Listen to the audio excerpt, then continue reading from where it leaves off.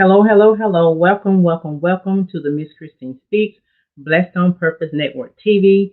I am here with my special guest on tonight, this evening, and she is the one and only Avalon Brown, author Avalon Brown, and I'm going to bring her on as soon as I'm finished introducing myself. Okay, so first of all, I am Christine Speaks, also known as Christine Elliott, and I am here to do an interview with my special guest tonight. And like I said, I'm going to bring her on in a few. And I am certified transformation coach and counselor. I am an author of two books, which one book is getting ready to come out, be published as we speak. And also, I have a live TV channel, as you can see, and I am looking for people to interview on my channel. If you want to air something on my channel, I am looking for people. So if you want to contact me, you can contact me through my Facebook business page. You can go in and book a free discovery call with me at my Facebook business page, MissChristineSpeech.com. You can also reach me at my website, leave a message there, MissChristineSpeech.com. And also, let's see, my email address, of course, that's the easiest way to reach me through my email address, which is MissChristineSpeaks@gmail.com. Again, I am looking for people to interview on my channel. I'm looking for people who want to air. We do music. It's based on spirituality and religion. Music, praise and worship.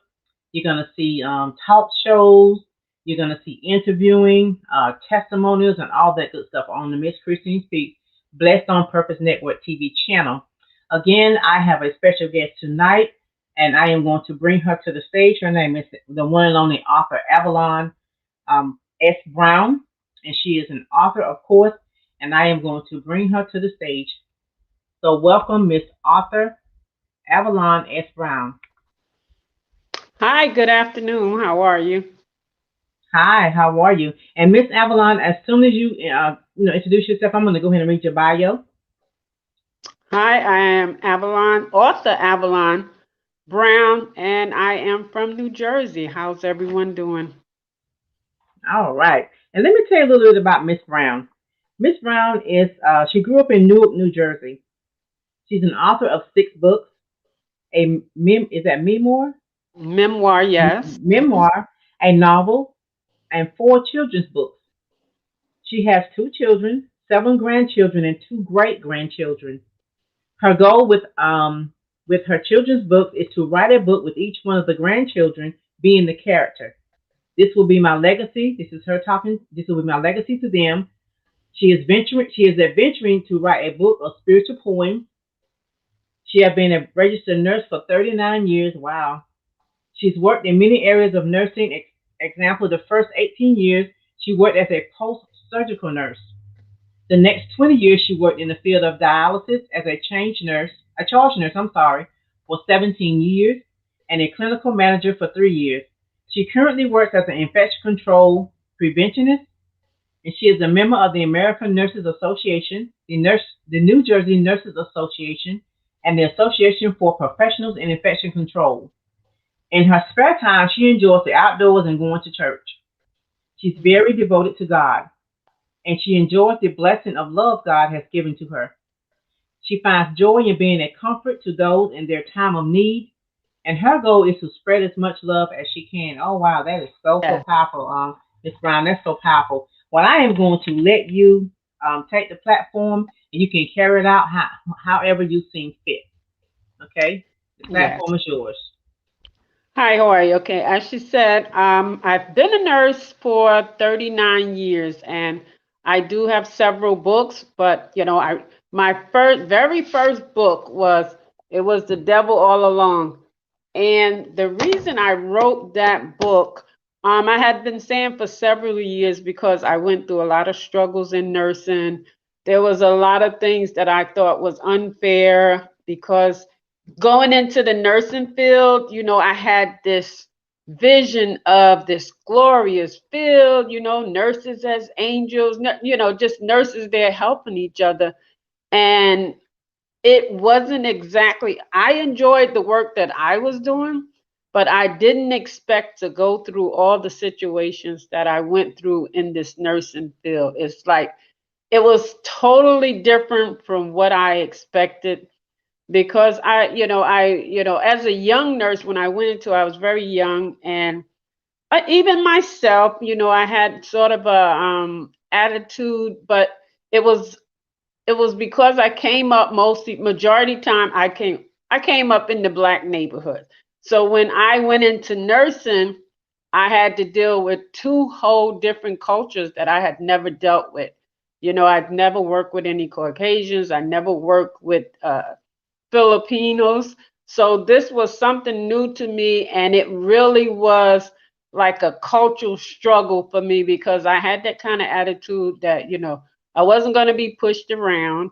And there was just a lot of different situations. Now, when I wrote this book, my intentions was to write about the things that were going on. It was when I look back at this book now, I could say this is probably a book of revenge because I wrote about every situation, everything that anybody ever did to me because I mostly bumped head with management.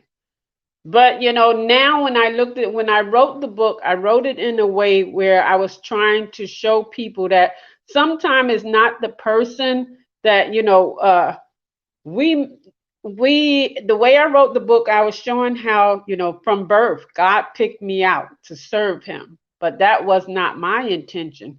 And I felt like when I look at it now, I feel like the devil used my career to try to keep me from getting to the love and the place that God wanted me to be. So in the book, I'm more or less writing about how the devil was sending out his servants, but at the same time, I'm talking about the people and the things that they were doing to me. But I wrote this book in the way that I talked about characters. I didn't put fictitious names. I didn't write anybody. I didn't make up names. I just wrote about characters. But I'm also showing how, those spirits be in people when we at work. And, we think it's the people, but sometimes, that's why the book ended up being It Was the Devil All Along, because I was telling the stories of what people were doing to me, but at the same time showing how when you at work and sometimes because every time somebody did something to me, I was lashing out. I lashed back. We be fighting. We not physically fighting, but we would be arguing because I felt like I needed to stand up for myself because there was a lot of unfair things because I was the only black nurse on a unit for 12 years between the day shift, night shift, and evening. So I felt like I had to stand up for myself. So when I wrote this story, I'm writing about all the things that's going on, but at the same time, I'm saying each time that they did something to me, I show how God overturned them. Even though I didn't have that mind to serve God at the time, He was watching over me at this job, watching how I was going to react, watching how I was doing until as I got older and like years down the line, I just started going to church. I understood more how I didn't have to be so boisterous. I didn't have to always argue and fight. I could sit back, let them do what they do, and then watch how God come in and work it out for me. So all the while I'm going through these things, He's working it out for me and I'm not even realizing that, I just felt like, okay, this situation worked out because this happened, or this one knew that one.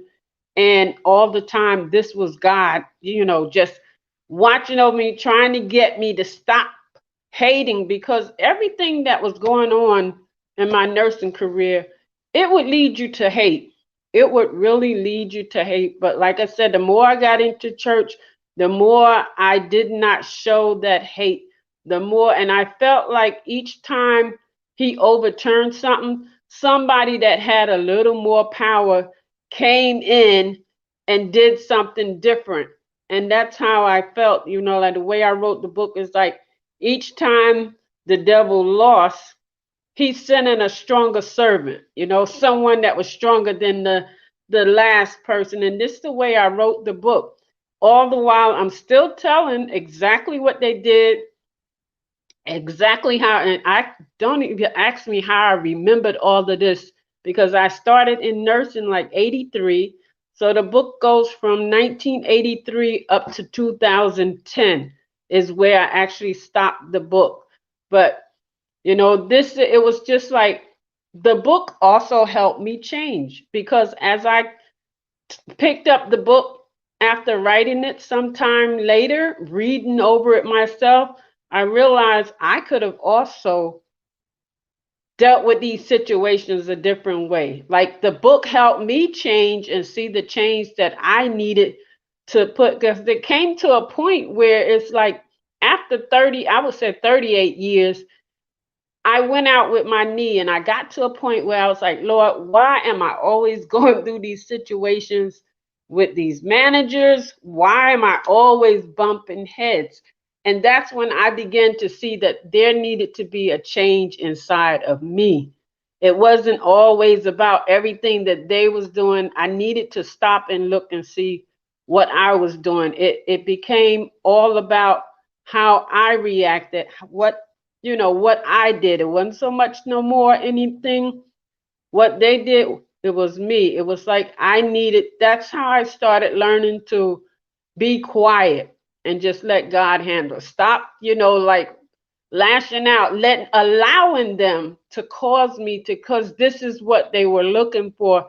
It got to the point where, okay, we know this, if we do this, that, and the other, Avalon gonna act up, Avalon gonna have an attitude, Avalon gonna, lash out. It's gonna be an argument with her. But then the more I got into church, the more I really realized that I didn't have to do that. I didn't have to be. And the thing of this whole story is my father was a bishop.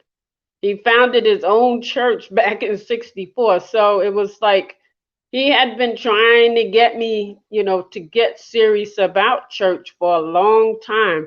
And a lot of times when situations happen, I would run home and I would tell my father about it. And he would just say, Gotta handle it. And I wanted to hear more than that. He just said, Don't worry about it, Gotta handle it. And all the while he was, because every time I go back, okay, the situation end up working in my favor. And there's just like so many situations in this book. It's like you wouldn't even realize, some people when they read it, it's like they didn't realize these type of things go on in nursing. But it's the dark side of nursing that people really don't talk about.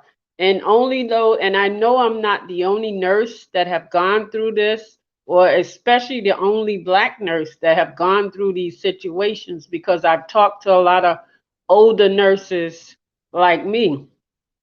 And it's just like the book really helped me change myself too. So it's like it got to a point, I guess, within the last 5 years where once I really start looking and seeing that it's me and being quiet, I now have peace on the job. It's like I know that it's up to me. I went out a second time and had surgery on my knee. And this time, God kind of spoke to me and told me that it was up to me to change the perception of how people saw me. And I'm sitting there talking to God and I'm saying, well, Lord, there's no way I can do this with these people that I'm working with now unless it was all new people. When I went back to work 8 weeks later, they had shifted all the management around. There was all different people in the department. And it was just like, I was so amazed, and I was able to come back and have a different, show a different person that I was, put a different perception in the mind of them, work a whole different way, be quiet, not so much boisterous. And I could say this has helped me have peace on the job since then. I'm in a different job after the 20 years. 2 years ago, it's going on, no, a year and a half ago, I went to a different job. That's when I started infection control. And I have peace on my job. So the book kind of helped me see the person that was in me that needed to change also.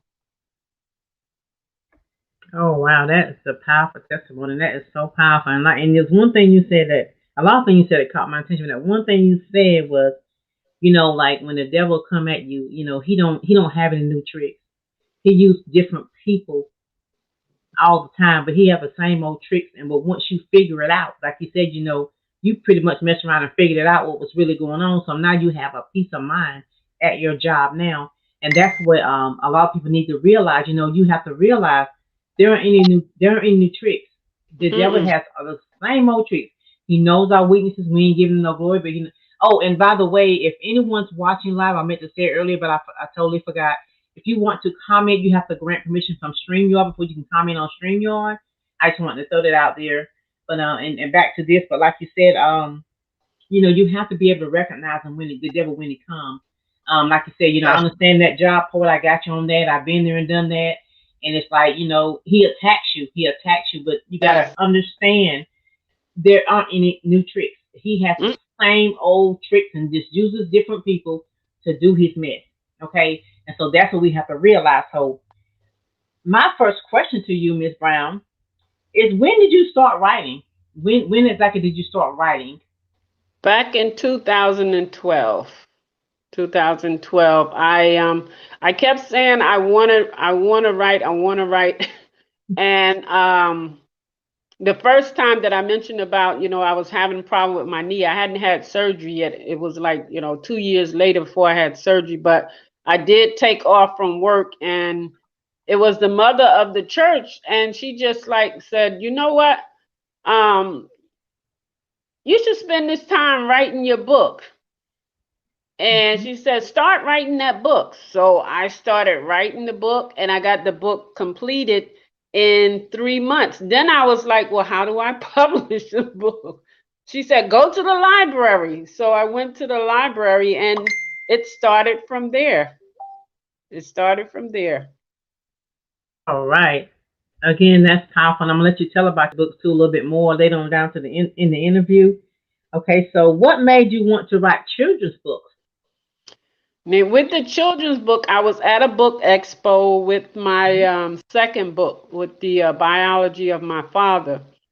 And there was a school teacher from my town, and she was there with her book. She had a book like saving the mammal, something about a mammal. So we got to talking to each other, and she once I mentioned that I was a nurse, she asked me, she said, "You ever thought about writing books in your field?" And I said, "No, I children's book is the farthest from my mind, because I had another title in my mind that I was about to write about." And she said, "No, you should write children books, things in your field." So when I went back to my table, I was sitting there thinking, I was like, oh, yeah, but what can I write about?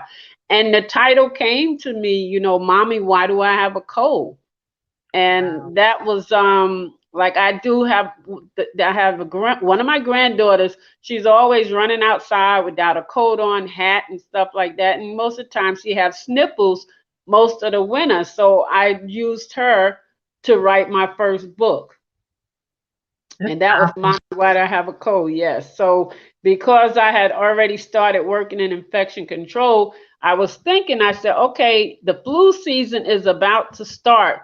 So this would be a good time to write about this book and put this book out, because in that book I kind of talk about hand hygiene, telling the child about keeping their coats buttoned and hats on, and how germs are floating around. So that's was my first children book that I wrote about.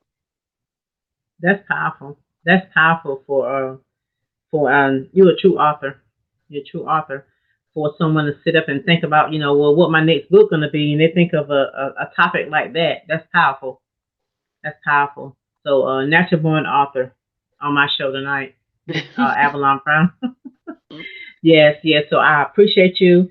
So yes, so Miss Brown, so what I would like for you to do, if you feel comfortable doing it, is tell us, and you probably did touch bases on it as you were speaking earlier, about the old, and I think the old Avalon was at your previous job, the Avalon now, and the Avalon that's going to be in the future. Can you please share that with us briefly? Yes. When I first started nursing, I worked in the hospital, and as a young person, I could say I was very mean. I'll admit I was a mean person. I just had this meanness about me. It's like I was a loner, always a loner. Didn't really want to be around people. Very sarcastic, so when I started working, and it's like when I felt like they were talking down to me or something, because I started out as an LPN before I became an Mhm. RN. So I was working under RNs, and so when I felt like somebody was talking to me with the tone that I didn't like or whatever, that attitude came out. If it was, if I felt like you pushing me around or you trying to give me too much work or most of the work, that attitude came out, kind of thing. So, it just stayed like that most of my career. As I got a little older, it got a little better and a little better. And then, like I said, once I started getting in church, being serious. And I didn't get into church until after my father passed, because his last words on his when before he passed away, he said to me, "Get in church and get your soul saved." So it was like Wow. once he passed, I didn't have, being that he was bishop, I felt like I had that, I always can hang on to that coattail. Mhm. It was like I no longer had that coattail. And then my mom would be going to church because my dad had told me to take care of my mom, so I had her living with me, and she would be going to church, and all of a sudden I was in my room and I kept hearing a voice say, you need to be in church. And I ran room to room, and it's like that voice kept following me, and for Mhm. 3 months I went through this until I finally just gave in. And that was the best thing I could have done for myself. And by me starting to like really listen, because I went to church every Sunday, I went to church, I wasn't in Right. church. Mhm. By me starting to get into church and here, and and learning more about spirits and people, because my father used to always try to talk to me about that. But you as a young person, it's like, okay, uh-huh. But as I really started listening and understanding that I really can be quiet a little more and start to Mhm. change, start to, I think it was the what really changed me was one time I was in church and I was in the prayer line and I just got knocked out. I got knocked out, and my friend was telling me that I was like, I kept repeating, they won't let me go. They won't let me go. And I think Mm. I felt like spirits or something was holding me. And it was like, and then the pastor just kept praying for me and praying for me. And she said, then all of a sudden I relaxed. It's when I got up, I just felt love. I felt like I Oh wanted to wow. love everybody. I felt like, the hate was just gone. It was just like, no matter what people were doing, I just felt like that love and that forgiveness, not being a fool, but Right. it was just Mhm. like, and the more I got into church, the deeper I got into it, the more I was able to have more peace on the job and realize how to deal with people. And like you said, realize when the devil was coming at me. My pastor talked about this spitball effect, like they Mhm. keep throwing spitballs until Mhm. one stick. So Yep. it's just like, I started realizing and like, and that's how I realized, that's how I was able to look back at this book. And I say, like, I know the devil used something in your life sometime to keep you from getting to where God wants you to be. Oh I yeah. said my Oh yeah. nursing career was like that, because the things that I went through in this book could just keep a person in hate, make you hating people, make you hating certain cultures. But, like I said, once I realized and got deeper into God, I realized I didn't even have to worry about these people. Just do what I'm supposed to do, Mhm. be obedient to God, and God got it. Vengeance is Oh yes. His. We If got He it. want to Oh avenge yes. them, He will. If not, He'll just. I started realizing He won't let anybody sit on you to hurt you. So Oh. all I had to do is continue being me and what God has made of me, and I wouldn't have to worry about the people like that anymore. Oh wow. That's awesome. So and as you were speaking, what I'm thinking as you were speaking what was coming to me was that if you wouldn't have went through what you went through on your job as you speak about, you wouldn't even have this testimony. Right, right. I So look at it so like yeah, that. so I Yes. feel like that God allows us to go through things, certain things in life, a lot of things in life, just so we can have a testimony to share with people all over the world because there's someone listening or going to listen to this replay that needs to really hear your testimony because someone is going through the same thing on their job right now as we speak, and or in the future they will be, and they'll have something they can say. You know what? I heard that lady speak on live on the Miss Christine Speaks Best on Purpose Network TV, and I remember her saying a certain thing. So and that's what these interviews are all about to reach out to people, not only women but men and women all over the world, to share with them and let them know, that there is life on the other side. You don't have to stay in a situation. Right, That's just the devil trying to make you think you're stuck there, but you're really not. right, Um, and now that you're walking in your actually, what I'm saying, that situation caused you to actually start walking in your purpose, right, caused you to right. write those books. So I thank God for my situations that I've been in the past because they're what made me who I am today. Yes, So yes. hadn't been for that, I wouldn't be probably on this channel right now, talking about anything because I wouldn't have anything to talk about. So, but I'm saying I thank God for you because you were living testimony to things, and you can share that with people, and it's good because people need to hear this. They really need to hear people speaking out about things. So many people that still hiding behind masks. I can't say that enough, and they're afraid to step out. They're afraid to become uncomfortable, in things that they do. And I know it's going to be many more books that you write. I'm gonna have to check your books out. I like the one about I think it's something about the code. Why do I have a code? Yeah, mommy, why do I have a Mommy, cold? why do I Yeah. have a code? That kind of stuck with me right there. Okay, so Miss Brown, what is your next project? Well, I'm gonna be launching a book March the 6th. This is the next grandchild. Because the way I'm writing my children books, I kind of look at what the children like and what they do, and that's how I focus on the book. So the name of this book will be The Church That I Love, because this is about a granddaughter that used to just up since she was little. She will always be singing about, whenever gospel songs and stuff. So this book is called The Church That I Love, about a little girl. Her mother takes her to the church for the first Mm-hmm. time, and she enjoys it and she wants to go back. So yeah, we'll be launching this book on March the 6th. Oh, okay, that's Yeah, awesome, and awesome, I'm awesome. also part of an anthology, a second anthology, that'll Oh, probably okay, be coming out in a couple of months. The first anthology came out, was it last month? Called The Pivot. okay. It's 20 authors Mm-hmm. who talk about their experience of what they went through in order to make a change, in order to become successful. So, That is powerful because I am. It's not about me, but I have to say this because you said that part. I am also a co-author of an anthology project, which our book, "The Voices from Mothers of Black Sons," is getting ready to be it's getting ready to be published as we speak. yeah, Any time, any day now, and we're international bestseller and all that. And so, but yeah. I'm saying that book is going to be a really, really powerful book as well. And I really want to be a part of that, like you said, to share my. That's how I share my story about my boys. Coming up as a black mom and Wow. the struggles that I had and how I overcame some things. And that book is very powerful to moms out there that's going through that now and didn't really know which way to go and how to do this and that. That's a powerful book as well. So and I love talking to authors because this gives me the ideas about my next book.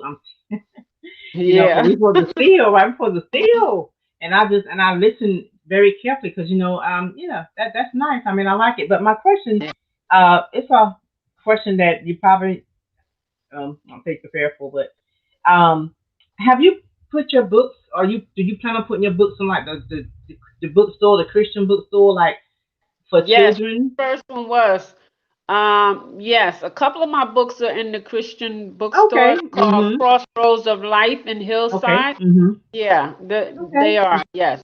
Yeah, because I was going to say they should be if they aren't. They should be in there. Yeah.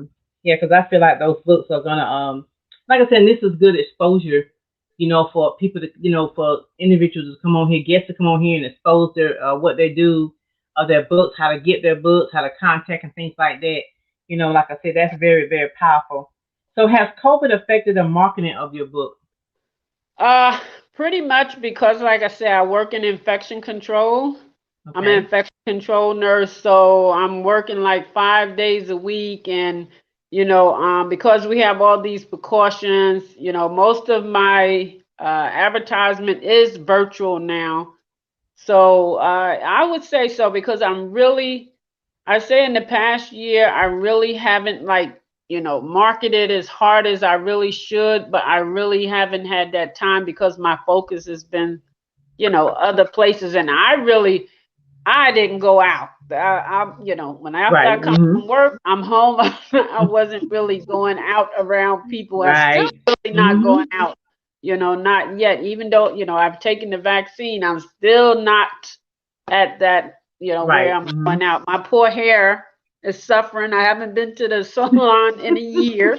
So that's a new adventure, learning how to do my own hair. Oh wow. Yeah. I That's just pull it back in the mm, ponytail. I don't yep. care. Yeah. That's an adventure. But like I said, there's a lot of things we had to learn how to do. Since the Yes. pandemic has been going on, and that's another thing. Like I said, the people are. It should have been a wake up call for everyone. You Yes. know, pandemic has its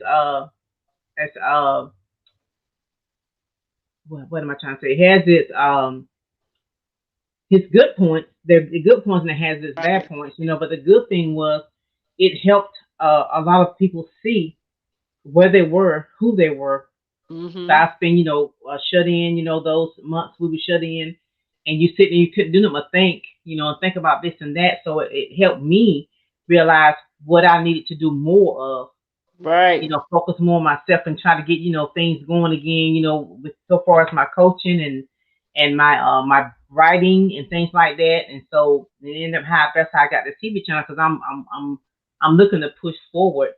And I think the pandemic has really opened my eyes to where I am more prepared, and stuff like that because Yeah. it caught a lot of us off guard. It Yes. did.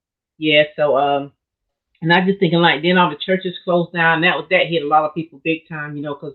But I always tell people the church should have been inside of you, and Right. I always tell when I was substitute teacher, when I was substitute, I would always tell the students I would say, I would ask them do they love school, and they'll say you might get two to raise their hand, love to the rest of them hated school, and I say something's wrong. I said you don't love school. I said but you understand that school is just a shell. It's just a shell you're sitting in.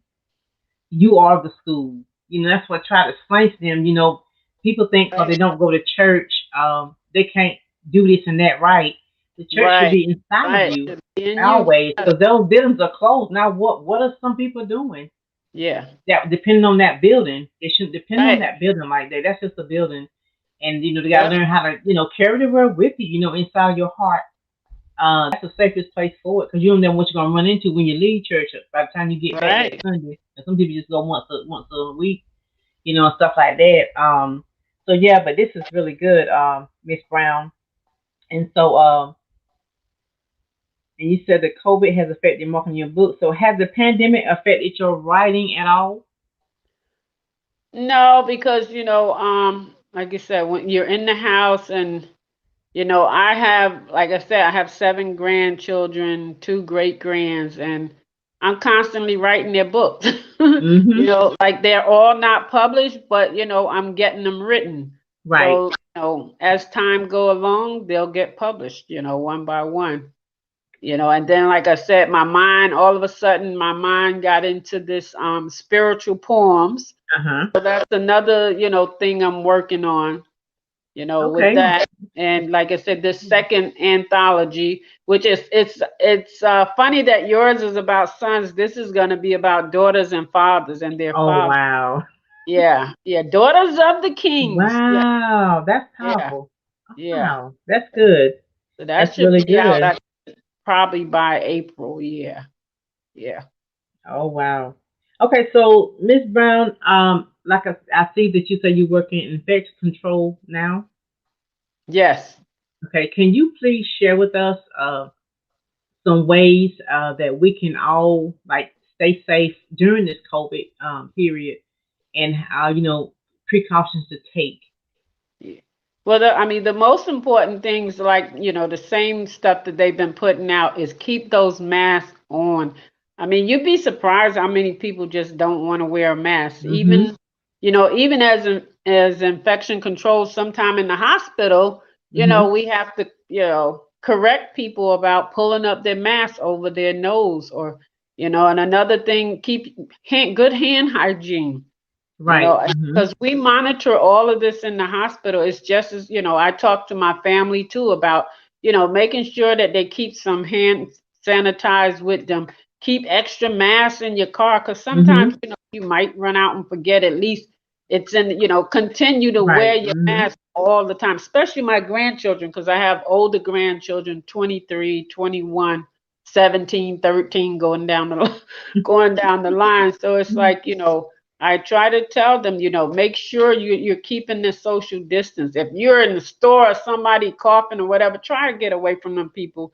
Because sometimes it's not always safe trying to tell people, about coughing and masks. Like, you just got to kind of know, try to Mm-hmm. protect your own self, get away from those people, Mm-hmm. because sometimes, I mean, I've been in line myself where somebody just coughing in line, and and you might look back and they might have a mask, they might have it under their chin or something like. Mm-hmm. Mm-hmm. You have to watch out for yourself and make sure that, I think hand hygiene is your number one thing, touching things, because now you don't really know. You have a lot of people out there that's positive that don't even have symptoms. So Mm-hmm. you got to try to keep yourself safe, do what you need to do, wear your mask, do your hand hygiene, try to keep that 6 feet between you and the next person if it's possible. And I think, if everybody follow that, I think, and now that the vaccine, I mean, I took the vaccine. You can't force people. It's not mandatory, but I would recommend it. I mean, everybody body is different. So Right. I haven't had any issues with it. I can't tell the next person that they won't. It's everybody's choice. Mm-hmm. So, that's another way, we if enough of us do that, maybe by the end of the year we can kind of relax a little bit. You'll never really relax, I don't think, from this thing. No, never, No, ever, ever, no. Because never, it's ever. just like the flu. Mm-hmm. The flu is still around. You just don't hear about it Don't as hear much. about it at all. No. Wow. Yes, yes, and that's good information about being safe, staying safe. Like I said, a lot of people don't like wearing masks. I don't understand it. They just won't wear one. Yeah. But they need to. I agree with you on that, and I feel like if everybody did what they're supposed to do, then this thing would die on out probably. That's what I'm thinking. So, I heard you talking, Miss Brown, about everything, and I want to know what is your why for doing everything that you do? What is your why? My why, far as my career, my Yeah, your why is career and choices. what made you want to be an Well, author or write books? What made you want to do what you're doing now? okay, for far, I'm gonna deal with nursing. That's something that I wanted to be since I was young, and I think it Okay, came from like sitting around watching Dr. Kildare. I don't know if okay, people remember that. And in my mind, I saw those nurses, and that's when they used to wear the uniforms. And I always said, when I grow up, I'm gonna be a nurse. I want to be a nurse. I want to be there taking care of people, helping people, not knowing what I was going to have to go through with nursing. And even all the things that I went through in nursing, it never made me want to quit nursing, hmm because it was, as long as the patient said thank you and was satisfied, it didn't matter what kind of evaluation management gave me, because nursing is what I wanted to do. The book was, because of the stuff I was going through, I just really wanted to write that one book. I didn't even think it was going further, because English was never one of my best subjects. I kind of amazed myself becoming an author and continuing to write, but I looked at it as if it was something that God blessed me with, because the I think what happened is I contribute starting writing to one day we had a special program at church, and I wrote this little story about how I was imprisoned behind this wall, and how the mother of the church came and got me. It was like I was one of her children, and she had to break through, all the things of the world, envy, strife, all of those type of things, the meanness. And she was given the weapon of love from God. And this is how she ended up breaking down that wall, because she called me out. She used to walk around like on eggshells, like kind of afraid to say anything, because that's how mean I would sit in church and not talk to anybody either. It's good that I could talk about this, but she one day she said the spirit told her to just call me out about myself and how I act, kind of thing. And it just kind of went from there. So I think that little story that I wrote in church and read, because it was a special day, about how I was broke free from the world, started that. I think for me, I'm going to say God, that was a blessing from God that I became an author, because I didn't think I would get this far. I didn't foresee this. Oh wow, that's powerful. So I guess I have a question for you. And you don't have to answer this if you don't want to on live, but I'm gonna ask you. What were you so angry about? I didn't. I got to a point when I was young. Um, I kind of grew up like a only child. Mm-hmm. My sister and brother was so much older than me, like 15 years older than me or whatever. And I think I just kind of developed my own world, my own little people with me.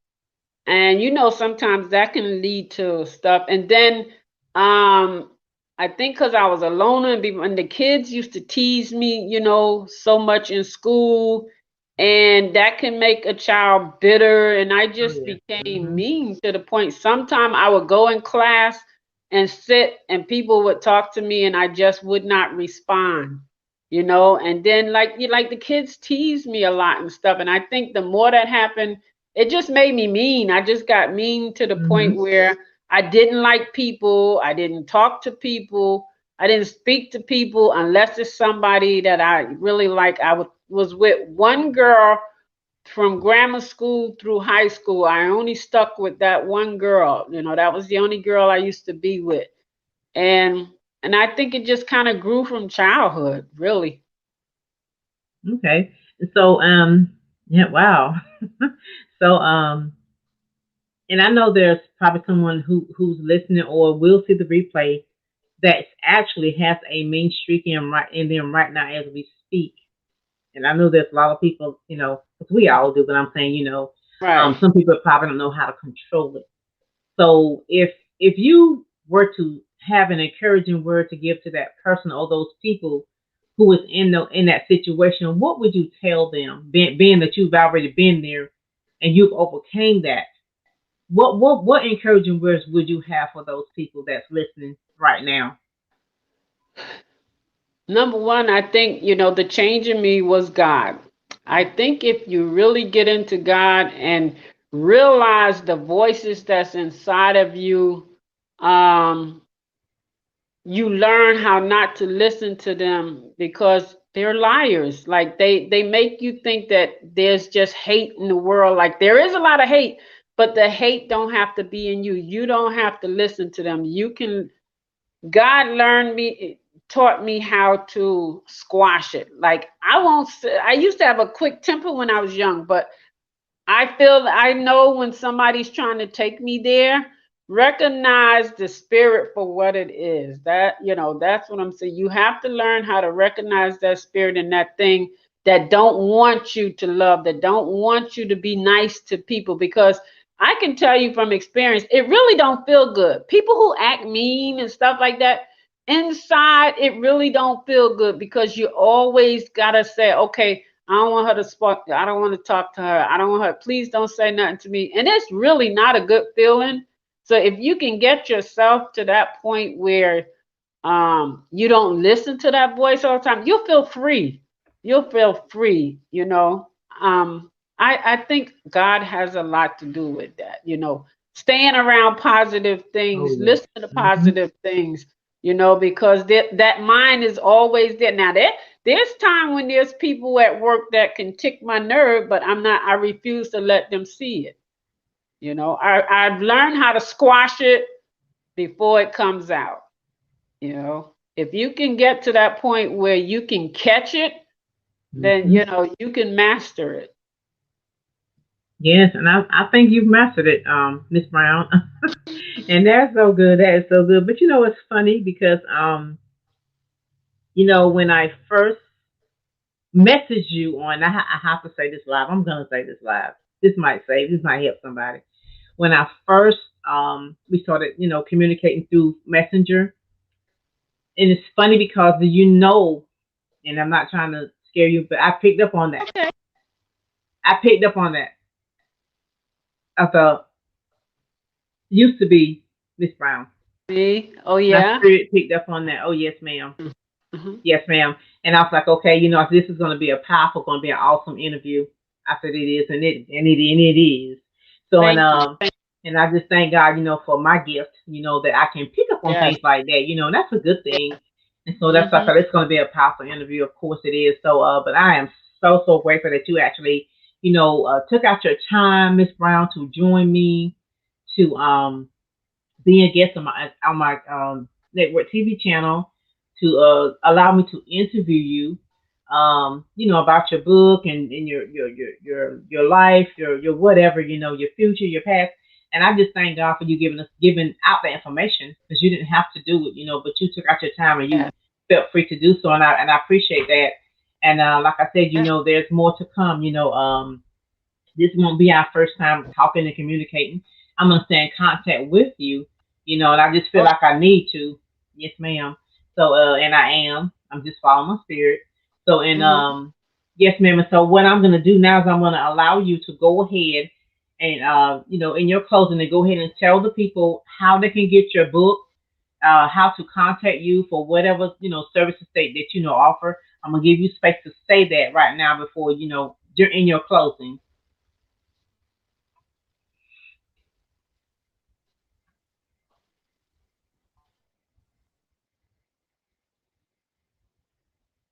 Okay, I think her computer kind of froze a little bit, but she'll be back in a few minutes. Okay, but while she's waiting, like I said, it's the Christine Speaking Network TV channel.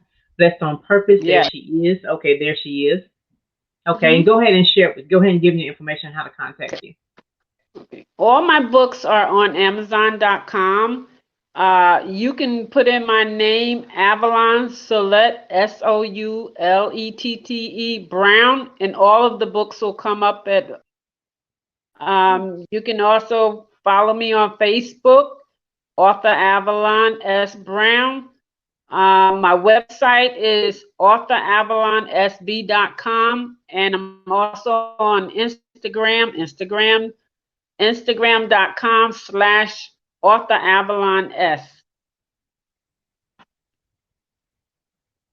All right, so that's how you're going to contact her and get her books and things like that. So again, I want to thank Miss Brown for taking out her time to come and allow me to interview her, and I appreciate you. And like I said, I'm Christine Speaks. If anyone out there watching or watch the replay would love an interview, allow me to interview you, please contact me via Yes. Facebook Messenger, and it will be powerful, and I really want to interview you, or if you want to air something on my TV channel, you contact me and we Oh, can make yes. that Thank happen. you. We can make it Thank you. happen.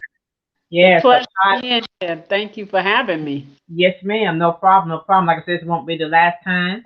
And I appreciate you. And if you don't have, and I'm gonna let you carry it out. I'm gonna let you say the last part, and then we're gonna end it.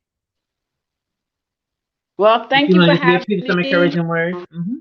Yes, just like I said, my thing now is, I try to spread as much love as I can, stay positive, stay safe out there, know that God loves us and watching over all of us. And, I'll just continue praying for everyone that, and just spread as much love as you can. It makes you feel better than Oh just yeah. hate. All right, Miss Brown. I appreciate you. Like I said, and I hope you have a beautiful night. And I'll be contacting you. You I will too. send you I will send you the video. So I hope you Okay, have a thank you. blessed night, and I really appreciate you. Thank you. Thank Thank you you. so much. All right. Thank you, Miss Brown. Good night. Good Thank you. night. Stay Yes, safe. ma'am. All right. You too.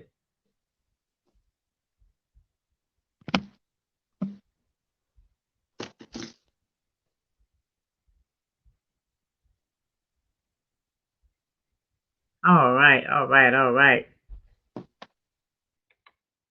All right, so here I am, Miss Christine Speaks. That was author Avalon S. Brown, and she is an author, and she is a very powerful woman. And I want to thank her and appreciate her for coming on my TV channel on tonight. And again, if you would like an interview with me, please contact me on my Facebook business page to book a free appointment with me, 30-minute discovery call, so we can see if what you would like to do on my TV channel. And I really would love to have you on here.